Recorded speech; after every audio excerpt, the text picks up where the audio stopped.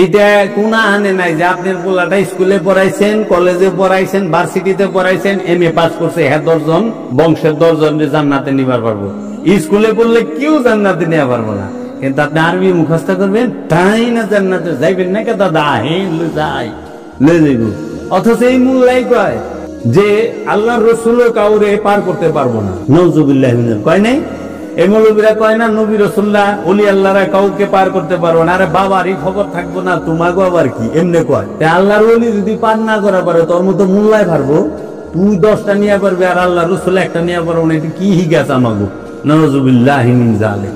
কোরআন মুখস্থ করে ওর এত তাপ, আর যিনি কোরআন দিছে আল্লাহ রসুল ওই কোরআন থেকে 6236 আয়াত দিছে, এই 6236 আয়াত মুখস্থ করে এত তাপ, তাও অর্থ জানে না, তাফসীর ওইভাবে জানে না সবাই, মুখস্থেরই এত তাপ। তাহলে আল্লাহ রসুলের কি অবস্থা? আর এই রসুল রে কয় কি আল্লাহ রসুল সাফায়াত করা পারবো না, মোল্লায় সাফায়াত করবো। আমার কি হিগায় বলে এক বই পড়েন, আমার কাছে দলিল আছে, একের বইয়ের পৃষ্ঠা নাম্বার নাম সহ আমি বেজ্জতি করবার চাই না।